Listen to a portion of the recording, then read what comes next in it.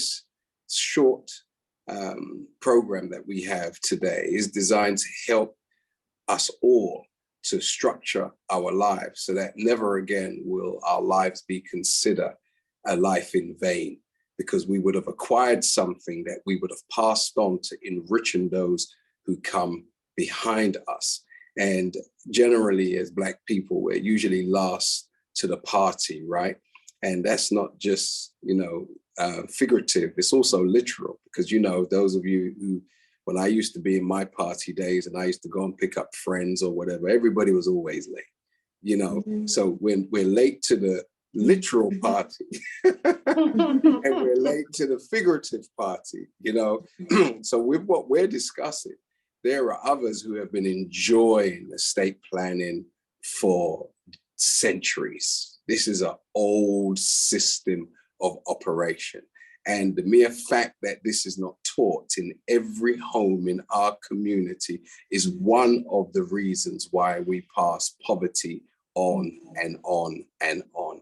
And if we were able to get this lesson and really burn it into our brains and have it as a part of our parenting skills and parenting strategies, just like teaching a child a language or the language of its mother, we also need to encourage our children to learn skills and also to structure, the bequeathing of the benefit of whatever skill or talent we are blessed to manifest in this life. We all have a talent. And if we're all able to find that talent, put it to use and earn a living and extract some wealth from it, then certainly we want to roll that over to the next generation, do we not? Yes. So what we're being taught today is a form of, or something we must have in our parenting, survival kit, if you will, or in our parenting log, so that it's a part of the parenting process of rearing children, because they're not going to teach it at school unless you go to a very expensive school, which most of us do not go to or have not been to. So with that said, I want to reintroduce and present to us our sister Norma, who, just want to also clarify, she's not so short of clients. She's not short of clients. She is very busy. And she's very, very, very in need or in demand, not just in our community, in the world. She's doing this because she wants to give something back. Do you understand? And she's appalled at the level of ignorance in our community where this issue is concerned. And it is her responsibility, because she's a knowing one, to ensure that she can erase as much ignorance in our community as possible. So we are so delighted to have this ignorant eraser with us today, who's going to teach us the beauty of what she has acquired over a protracted period of time. Spiritual injection. Please take your devices off mute and receive our very special, talented, beautiful guest for today, our sister Norma. So give her a big round of applause. Warm welcome, Norma. Thank you very much. Welcome. Thank you very much. Welcome. Thank you for coming. Welcome. Good to see you again. And good to see you. Grateful. Thank you for the build-up. Thank you. Very much for the build-up. Tara, Silvana, and Abdul, I think you've extended my brief from 3 weeks to 4 weeks. So I've only just heard. But if you need me for 4 weeks, then of course I will be here. One thing that I do have to change is the word ignorant. I do think it's slightly negative, and what I would say is uninformed. Once you were informed, then you are no longer ignorant. And I think we're all informed to a degree, but I'm here to take your information a step higher. Is that okay, everybody? Yeah. Sure, I can tell you're Caribbean, because Caribbean don't like that term. You're too ignorant. You're ignorant. But I said it from the perspective of my definition of it, which is just lacking information. Thank you, Abdul. Okay, so we're on the same page now. Caribbean Absolutely. or not, we're all one. All right, that's my belief. Absolutely. Right, so last week I took you through an overview of wills and trusts and LPAs. This week I'm going to delve a little deeper into firstly LPAs and then wills and then trust. Much So better. I think last week we had a quick overview of wills, trusts, and LPAs. And I think most of you were mind blown, because what you believe you understand, there's always a little more. And I'm not putting myself as the oracle of estate planning, but I'm just trying to share what I know and what I've learned and what I've studied with you, just to take everybody a little higher. So in terms of that, let me start with LPAs, lasting powers of attorney. There are two types of lasting powers of attorney. One is for health and welfare, and the other one is for property and finance. I'm starting with LPAs because LPAs are a living document. It's something that you can utilize to ask a third party to manage your affairs. One, when you are no longer in control through dementia or Alzheimer's or some other incapacity. Or two, when you are no longer in control through no fault of your own, such as when you're in business and you're abroad and you need somebody to undertake the administration and sign off everything for you. So you can have an LPA in terms of property and finance for business. It's not just used for an individual scenario, okay? There are 3 different people involved in an LPA. One is the donor.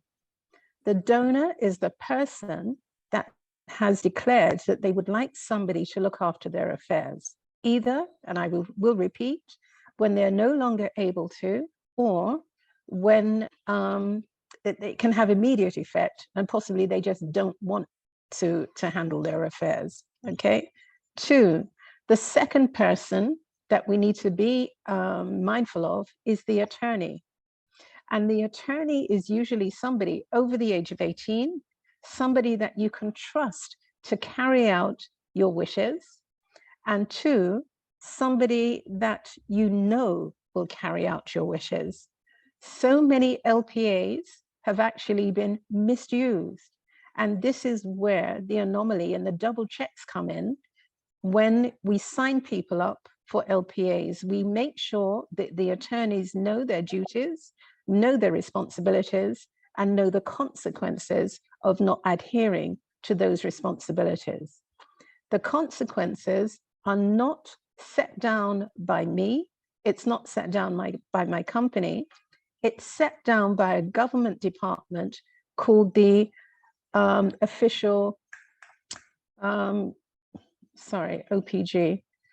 The official, it's not the official receiver. Sorry, it's just gone out. It's the Court of Protection. Anyway, it's the Court of Protection that governs LPAs. And 3, the third person that you also need to be mindful of is the certificate provider. The certificate provider is somebody that has known the donor for 2 years or more and can testify that the donor, when they signed up for the LPA, is compos mentis. They know exactly what they're doing, or it's a professional person who has undergone mental capacity training that can sign off the LPA as a certificate provider that says the donor is also compos mentis. Okay. Office of Public Guardian, is that what you were saying? Office of the Public Guardian, thank you. Thank you very much, Silvana. Sorry, it's just escaped me for a while. I think I've just got so much going on in my head, but thank you, I appreciate that, thank you. So it's the Office of the Public Guardian, OPG, that actually controls the lasting power of attorney.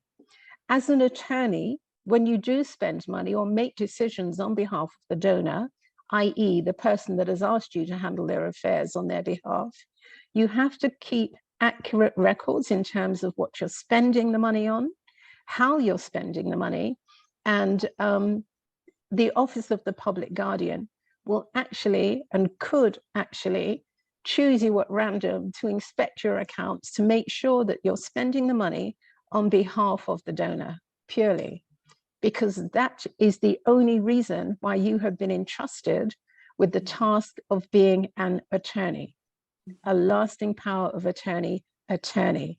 It's a very, very responsible position. Okay. At the moment, and this is the downfall with LPAs, when we send an LPA up to the Office of the Public Guardian, the OPG, they are taking at least 6 months to actually turn it around and seal it so that it's ready for use.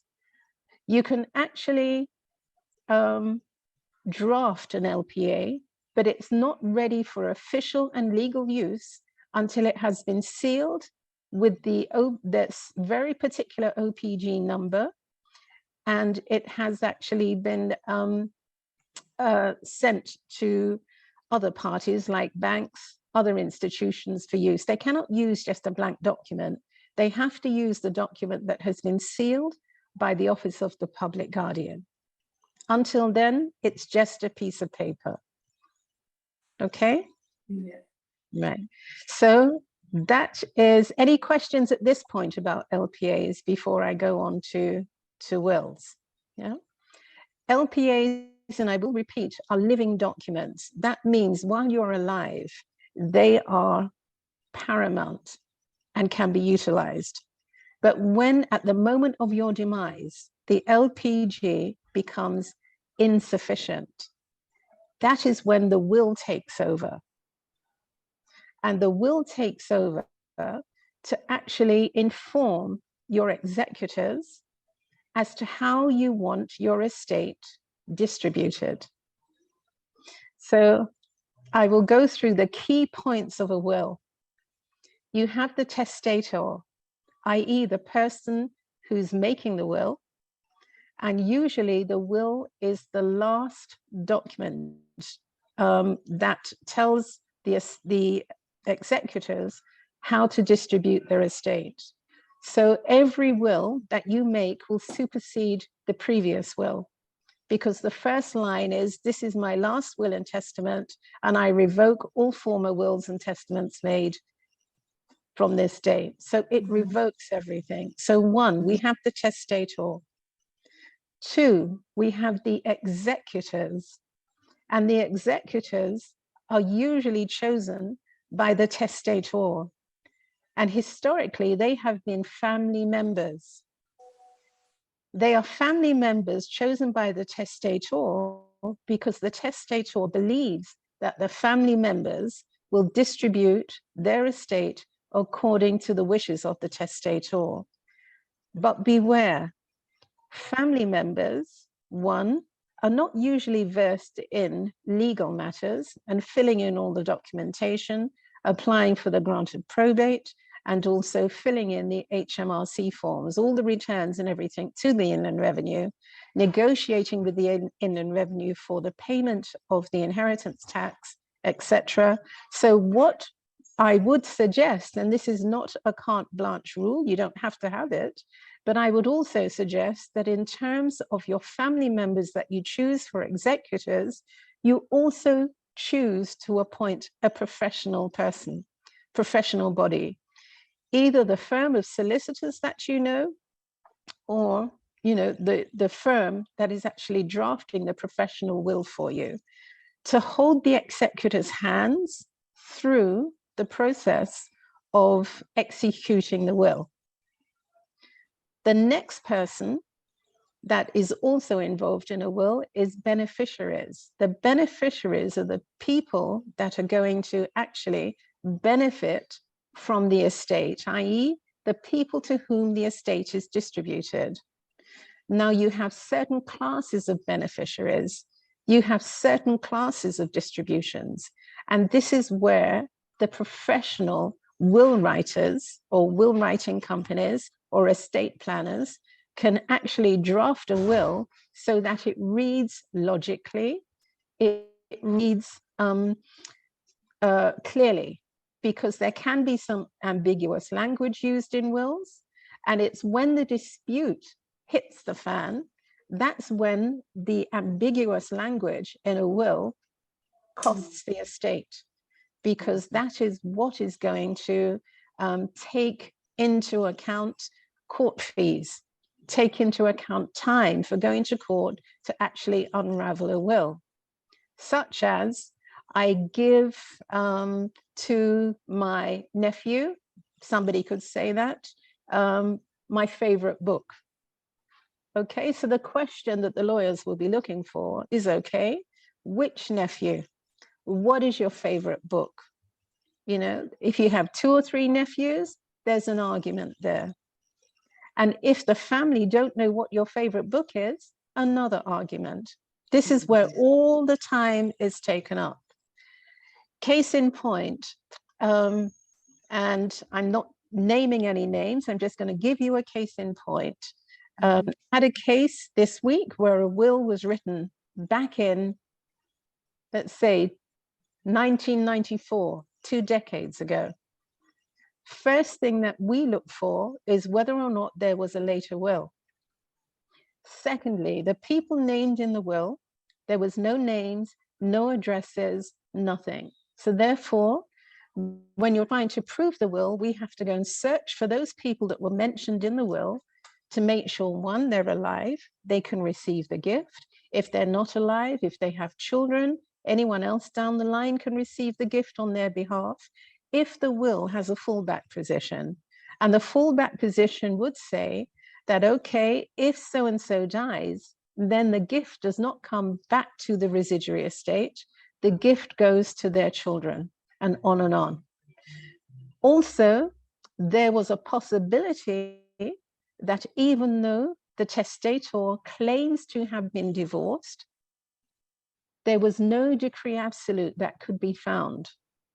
If there is no decree absolute, you are not divorced in law. So therefore, the estranged husband, or the husband that the testator thought that she had got rid of, could actually claim against her estate. These are all sorts of things that we look for. The other thing as well is when somebody dies, you have to start to wrap up the estate within approximately 6 months. Otherwise, the HMRC will come after you for interest penalties in respect of any IHT that is payable. And the penalties can be, you have to pay 100% of the tax all at one go, or they could be a percentage increment in respect of the penalties for not wrapping up the estate. So 1, the job of an executor is extremely important, that it's done properly and efficiently.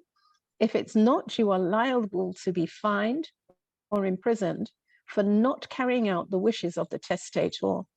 That is an onerous responsibility. And sometimes I believe that when testators are actually naming their executors, they are not doing them a favor, they are doing them partly an injustice, because they do not know, 1, how somebody is going to act within a grief scenario to carry out those wishes. And I'm sure every one of you on this platform has lost somebody. And grief hits you in so many ways. And you don't know how you're going to act or carry out administrative duties when you're mourning for somebody and trying to deal with their effects, because emotion comes into play, and emotion and business administration do not mix. They should be 2 separate entities. Okay? Within the will, this is where we can actually put clauses in to set up a trust so that the estate, i.e. the residuary estate, after all the gifts have been made, i.e. the favorite necklace, the favorite watch, the favorite Bible, the favorite book, the favorite dress, the favorite pair of shoes, the change, etc. Everything that is left over from the specific gifts, monetary or chattel gifts, is called the residuary estate. The residuary estate needs to be wound up, either distributed amongst the beneficiaries, named beneficiaries or more beneficiaries, or a class of beneficiaries, i.e. my grandchildren. So the residuary estate could be put into trust, and this is the discretionary trust for the benefit of the grandchildren, the great-grandchildren, and beyond. And let me go back to the case where the Queen passed her estate to Prince Charles. No tax, no fuss. She passed her estate to Charles in the sovereign trust. The sovereign trust has been going for years and years and years, centuries. Trusts now only last up to 125 years. So at this particular point in time, everybody on the platform, you have an opportunity to make sure your legacy is secured for your grandchildren and your great-grandchildren. And that comes with very, very particular drafting. And this is where we as estate planners come in and draft trusts according to your particular wishes.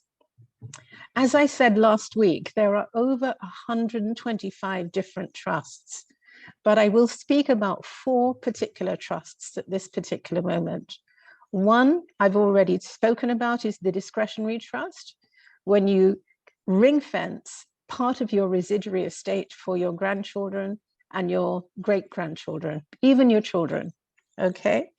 There's also a life interest trust, which says, okay, even though this is my property, and I may have married after I've bought the property, and I have my daughter or my son, I have my children, and I want this property to go to my children, whatever the circumstances. My husband or my new wife can live in the property until they die, or until they want to move, or until they marry again. If they marry again, that's it. They don't stay here. They go and find somewhere themselves. But you can say in a life interest trust, I want my partner, my wife, or whoever to live in the property until their demise or they don't want to. And at that point, the property is transferred over to my child.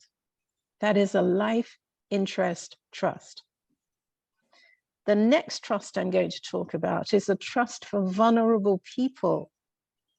You may want to pass your estate over to your son or daughter, but you know that your son or daughter has a predilection for money spending or don't know how to spend money or whatever.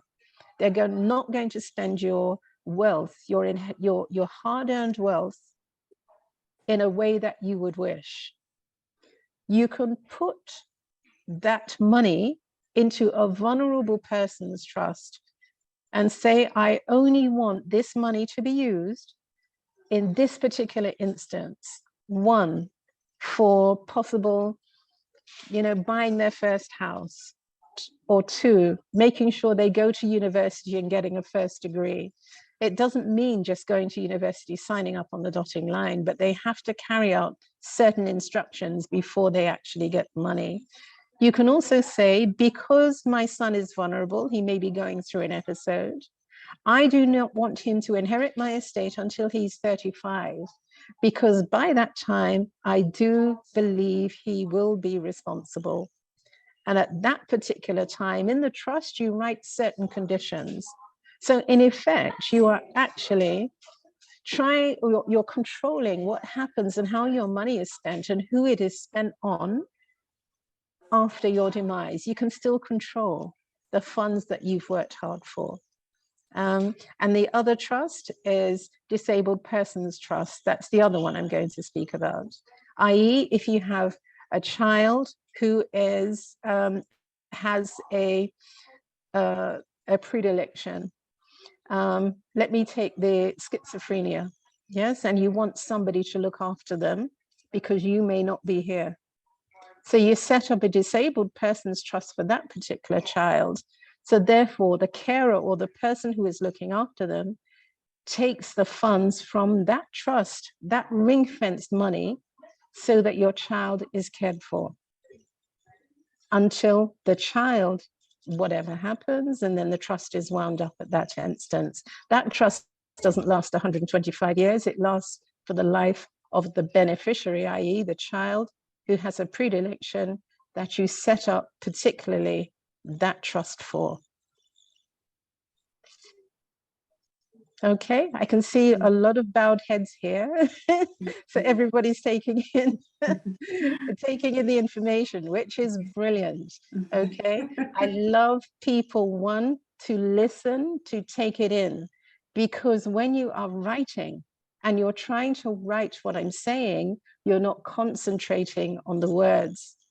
There will be a leaflet that I will hand out at the end of the series, whether it's 3 or whether it's 4, with all this information on in. Okay, so while I'm here and while you have the opportunity, if you have any questions at this particular point, please ask. If something is not clear, please ask. I think next week I'm going to do a masterclass and try and bring everything into a synopsis and show you with pictorial evidence as to what I'm talking about. For the time being, please get what I'm saying straight in your head before I start taking you through the black and white pictorials. Any questions so far? Well, much appreciated. Let's give our sister Norma a big round of applause for that presentation. Thank you so very much for that. Thank you. And as I was listening, Norma, Brilliant. as I was listening to the information that you were sharing with us, I went back to my original point, right, in regards to parenting, because you're actually parenting a community, right? And if we take on what you're saying, how important, or what is the age that you think we should be teaching this to our children? I think you should start teaching legacy and planning from the time they can understand. Everybody has a legacy to give.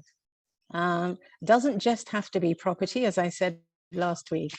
A legacy, you can set up an idea as a legacy, i.e., I want everybody in my family to be able to play an instrument. And in regards to that, I'm going to leave money aside so that everybody, my great-grandchildren, can play an instrument. And it has to be the guitar, and it has to be to this level. That's the sort of thing that you can do. You can guide the path of generations by putting things into trust. As long as people can understand that every day they leave a piece of them, a mark, they can make a difference with whatever they're doing. So I would suggest from the time they can understand. Yeah.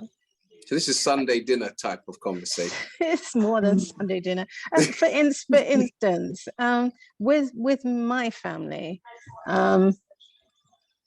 I have 3 boys and 4 grandchildren.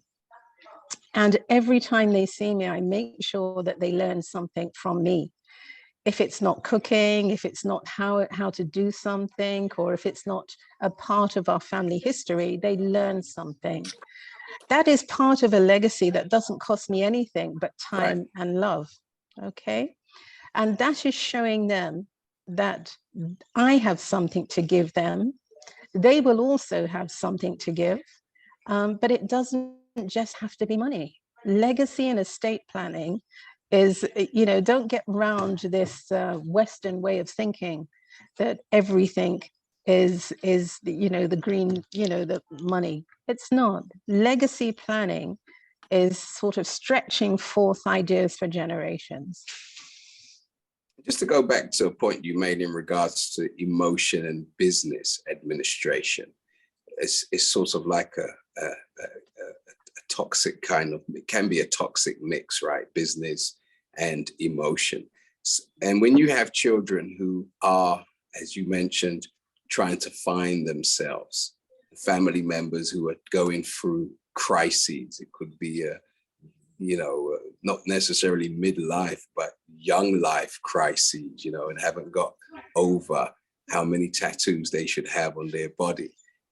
What would you say is a reasonable level of maturation to feel comfortable, in regards to, because it seems to be, for me, with how many people I engage, and when I engage members of the community, you know, the level of misunderstanding, if you will, of the phases that our young people go through is of tremendous concern to many parents who have done well in their lives. And they are very concerned about leaving money to children who will do some really silly things. And it doesn't seem as if there's any times or them turning the corner is imminent. So what would you advise in those kind of extreme circumstances? Because many of us as Black people now are starting to leave our funds to Battersea Dogs Home, you know, and Battersea Cats Home, doing strange things because children may be on drugs and all kinds of stuff. What would you advise in those type of extreme circumstances? In those type of extreme circumstances, as I did last week, I actually skipped the children and put everything in trust for the grandchildren and the great-grandchildren. But the children, i.e. the issue of the testator, had life interest in the trust. That means they couldn't touch it, but they can use the property whilst they're alive. Right. But the hope is in the grandchildren, because every generation learns more than the generation before it. So, yeah, and we can see by the way that the grandchildren were coming up when I sat and spoke to the testator, that her hope was in them. She felt that she had almost failed with her children, but she was looking forward to the great-grandchildren and the grandchildren taking what she had worked hard for forward to a different level. So it's all very subjective. It's not an objective test. It's extremely subjective. And, you know, it just takes awareness. So don't believe that everything you need to impress upon the shoulders of your children. You've tried your best, but there comes a point when your children also have to try. You can tell and talk to them as much as they can, but if they're not taking the lessons, what can you do? Put it in trust for your grandchildren, your great-grandchildren, and that's where your hope lies. Fantastic. I know earlier, Tara and Silvina, you had some major questions that you wanted to ask before our time elapses. So would you like to chime in at this time? Definitely, yes. Sister Norma, I wanted to ask, you mentioned, you referred to the LPA being a living document. I wanted to know why you chose those words. Why did you coin that phrase? Because it's a document that is extremely useful during one's lifetime. Yeah. Okay.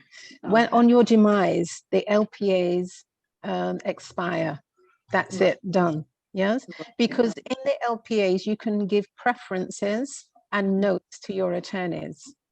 I.e., some preferences that I've written is that in terms of a female LPA that I've written for females, it says that I only want females to bathe and wash me.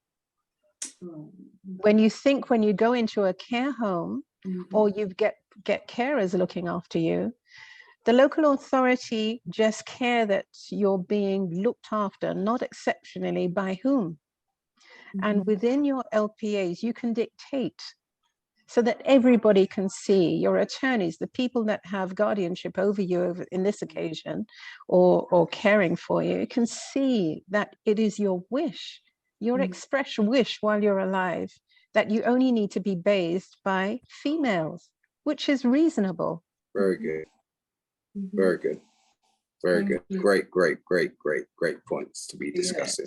Could you also, Silvina, could you go over the point that Pauline Walker made in regards to a 20-year-old son who has learning needs and will not be able to manage his own money?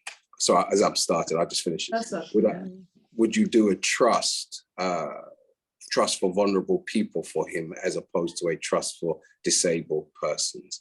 But she wanted it to be lifelong.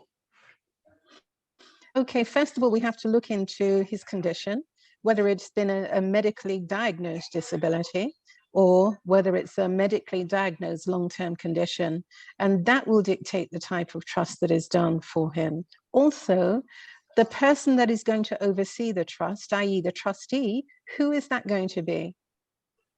Who does she believe that's going to be? Because there is also another avenue that I haven't discussed, and that is the Court of Protection, deputyship orders. And the Right. Court of Protection will oversee the money. This is a government body, not a family member, that will oversee the money in terms of looking after her vulnerable son. But we have to go into it in greater detail. But there are avenues. Don't think that all hope is lost, my sister. There isn't. So please, Pauline, try and come to the masterclass, because that's the place in which we will drill down. Very important. This is, it's very informative what we're giving to you and given to you over the last 2 weeks, but we can't drill down on a, you know, web cast or on a Zoom meeting with 112 others. So, you know, for these specific niche points, please sign up and come to the masterclass. Okay, Tara? Yes, I have 2 questions. The first question is for people who are single parents. They may be young single parents.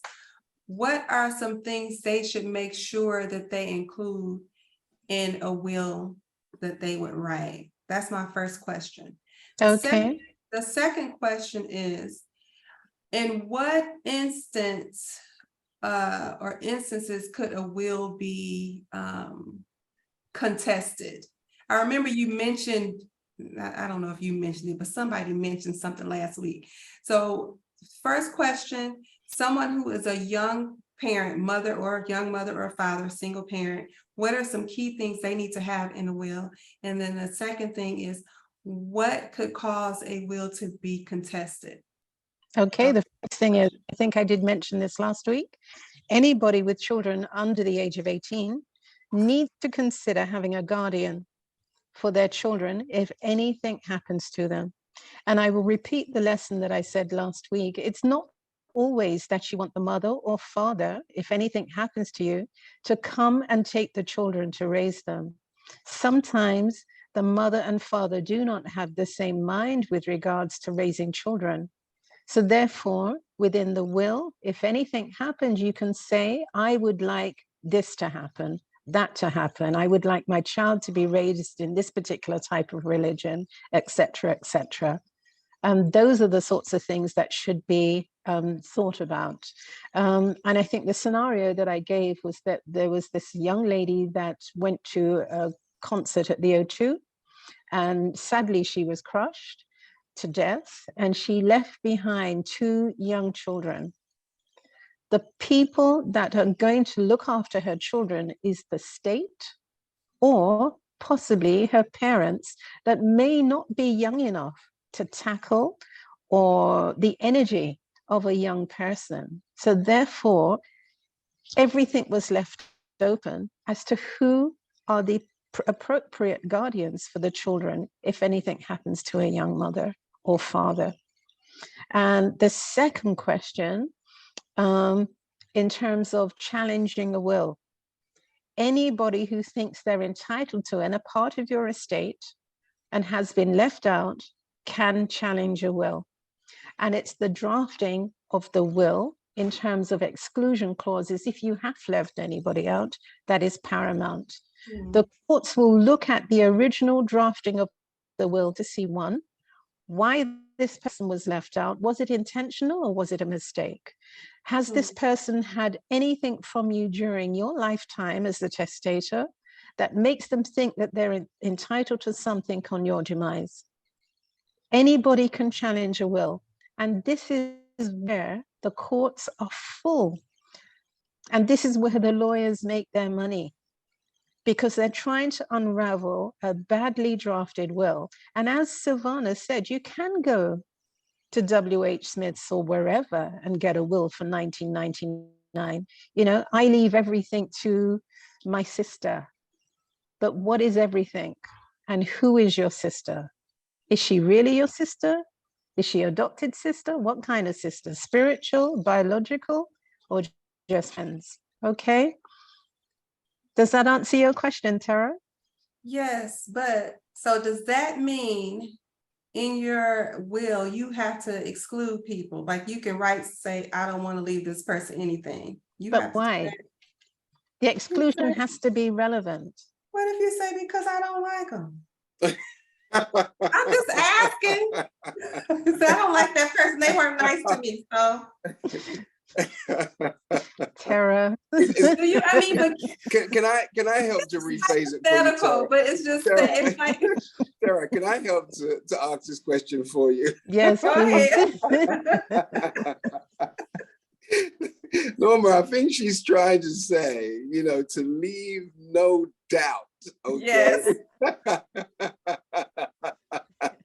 No margin for error, Okay. no need for a court case. I get you. I get you. I get you. As long as people think there's money involved, they will always, and they think they're entitled to it, they will always be a fight. Or they think that you're not entitled to it, there will always be a fight. Even if it's that explicit? If it's that explicit, it's easier to fight the corner if it's that explicit. Case in point, okay? And I'm going back to the female stance. You're divorced, okay?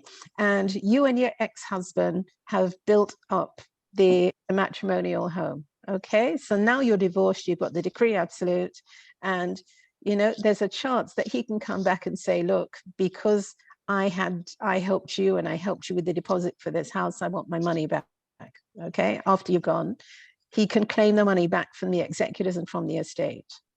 In the will that the ex-wife leaves, she can say, I do not want so-and-so, so-and-so, and so-and-so to have any part of my estate, because when we got divorced, I decreed that he had had enough from me during my lifetime, and he's not to inherit from my estate under any circumstances whatsoever.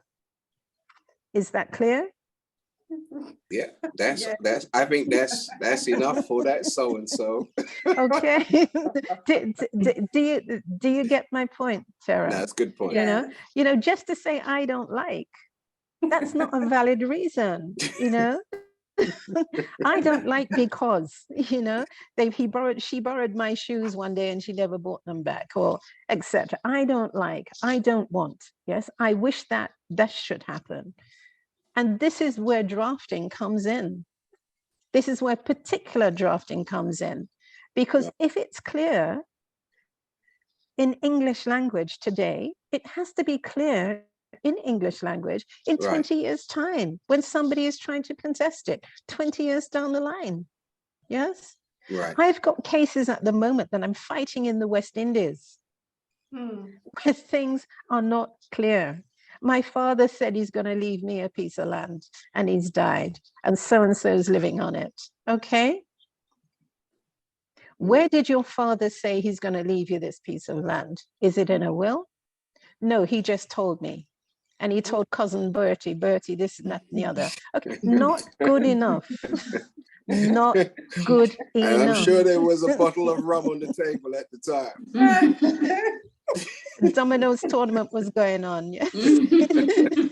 But do you understand? That's how serious it is. We jest, but this is very, very serious. Yeah.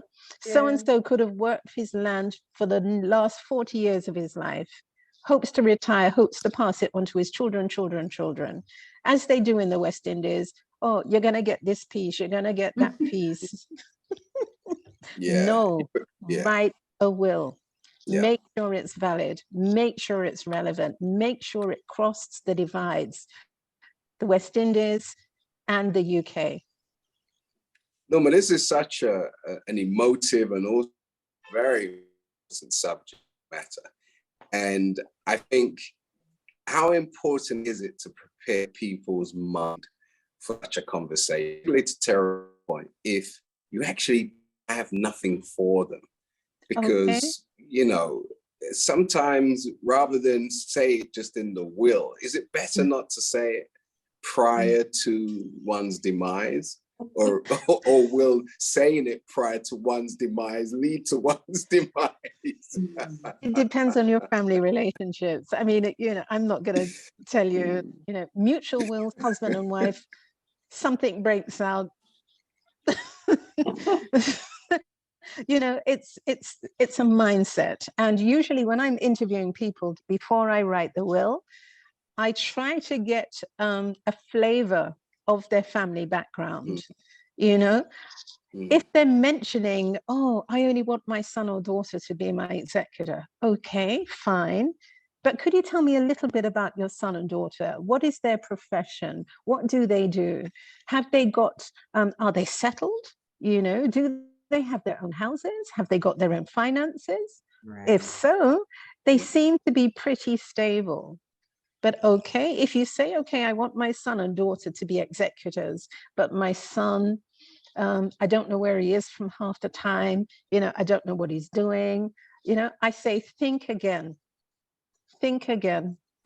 Not, you can have him, but also have somebody else, a professional party, to guide him along his way. Yes? Does that make sense, Abdul? That actually, Very much so. Very much so.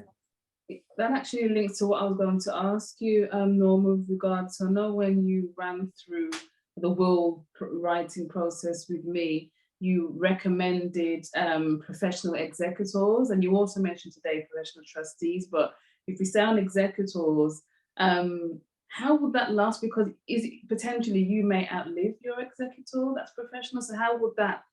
How would you select one, and how would you make sure it stays in that professional realm? Because they may, or does it? Yeah, just explain that to me, please. Okay.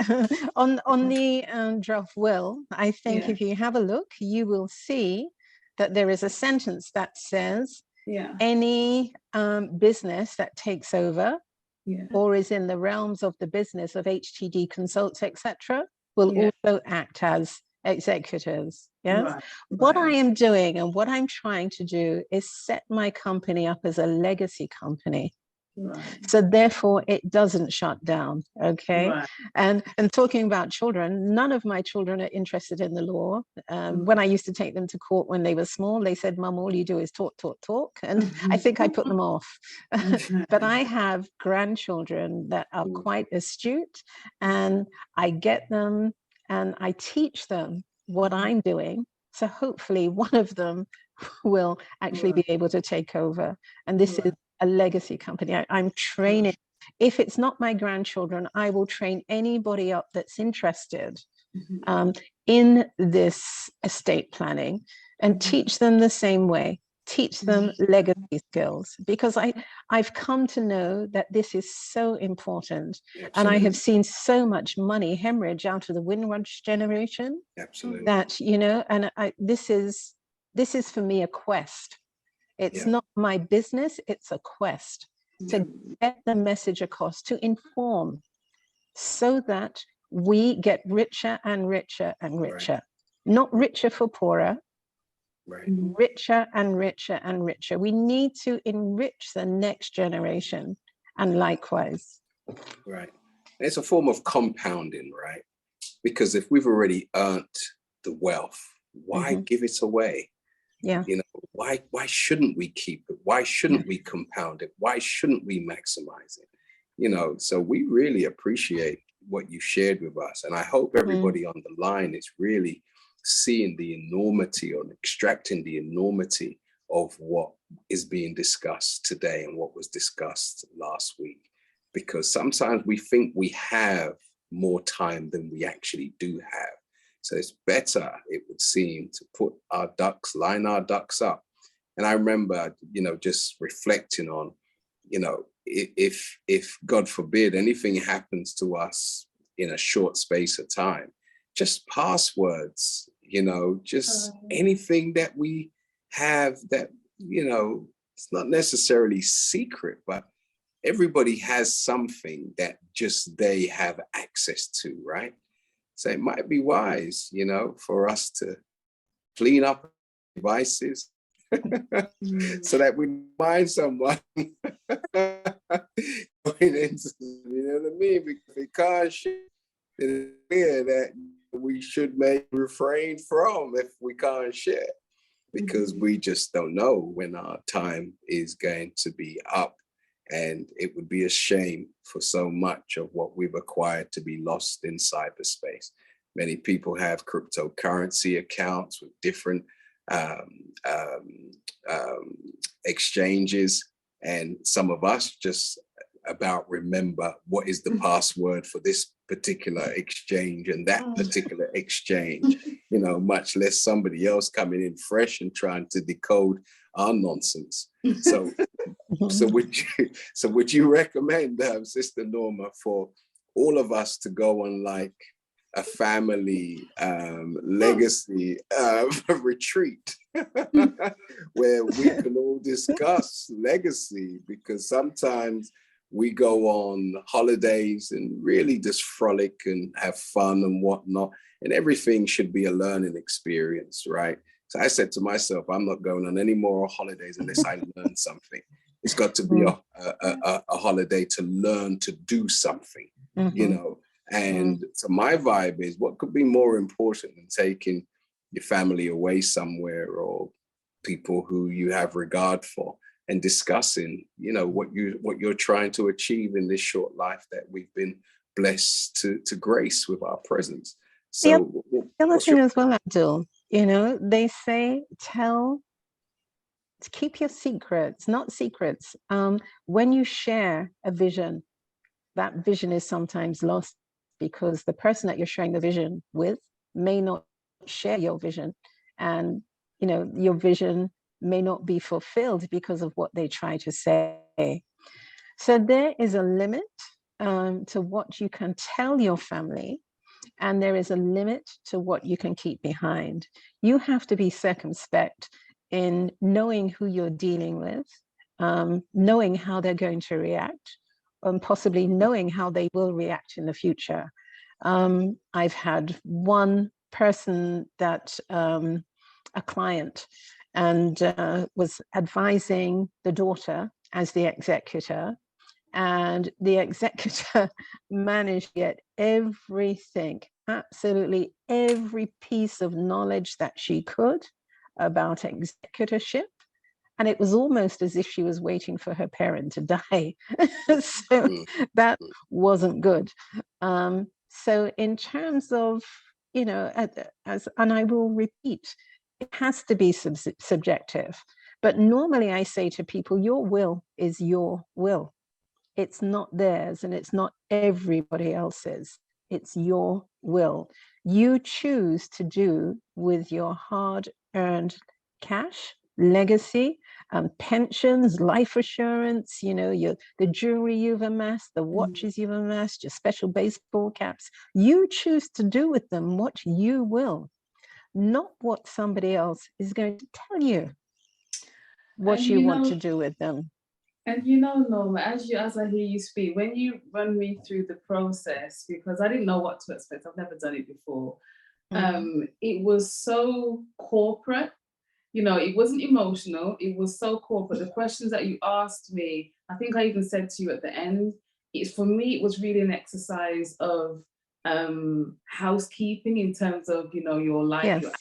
That's all it was. And you know, I didn't feel at all emotional about it because I was like, oh, it actually felt quite good, because I was, you know, I felt, I don't know, I felt I'd grown after the process, because it got me thinking about, and it also got me actually wanting to acquire more. Not that I didn't before the conversation, but when you start to think about what it is that you have to leave and what it is that you want to leave, and how specific you can be with regards to who, how, and when, it was an excellent process, and I would recommend that you go through the process too. I'm going to ask your question, Brother Jeffrey, in a moment, but I know last week, Sister Norma, you said, you know, still will, and you can update it every 5 years was your recommendation.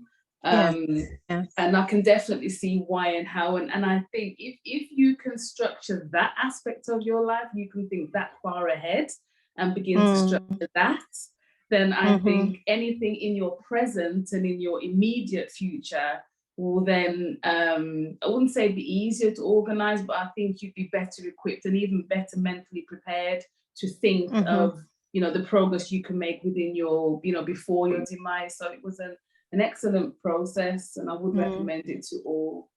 Yeah, let me just share something with you. Actually going through probate at the moment of a young gentleman who died from a methadone overdose. It's going through the coroner's court at the moment, etc. He did not know, he was speaking to his father the day before his demise. He did not know anything was going to happen to him. The tidying up that we have to do to find out where his finances were or what state the finances were in is enormous. He's left 2 children, not married. He's left his parents, he's left brothers and sisters, you know. And I keep saying, and I reminded my son about this last week, one of my sons, tomorrow is promised to nobody. Enjoy and live for today. And if you prepare for tomorrow, prepare well, because you still don't know what's going to happen. Okay, so what I'm saying to people, you know, in our culture, you know, doing a will is almost taboo. But if we look at it as a tidying up process, we're just tidying up, we're just putting things straight, you know, we're not tempting fate or doing anything in that genre. We're just putting things tidy. So if, and if is the inevitable, it's going to come one day for all of us. If that comes sooner rather than later, we are prepared. Sorry, I've got a family voice coming through. I'm going to close that down. Okay. So the question, thank you, Norma, for that. So the question from one of our guests, Jeffrey, was just with regards to the process of redrafting. He says, is it as simple as redrafting a will, or would you have to, after the 5 years, you know, write a whole completely new? No, no, Jeffrey, don't make things difficult for me, you and everybody else, okay? Jeffrey, if you're going to add something to a will, like another beneficiary or another gift or something, you can add it by a codicil. So therefore, that is not changing the terms, but it's adding or it's taking away. Suppose you've left £1,000 to each of your nephews or nieces, and you decide that you don't want to give £1,000 to each of your nephews or nieces. You've made a little money, Jeffrey, you now want to give them 500,000. Do a codicil and change the 1,000 to 500,000 each, okay? So it's a question of thinking about what you have, who you're going to leave it to. But if you're changing a new major term, you're creating another trust. You know, you've acquired another property and you want to leave another property to one of your children, then I would suggest you write a new will. A new will is written together with the new trusts and the new trust provisions. You may want to change the term of a trust. You may want to change the name of the trustees. You even may need to change the name of the ultimate beneficiaries or the residuary beneficiaries. I would suggest in that case, you do a new will.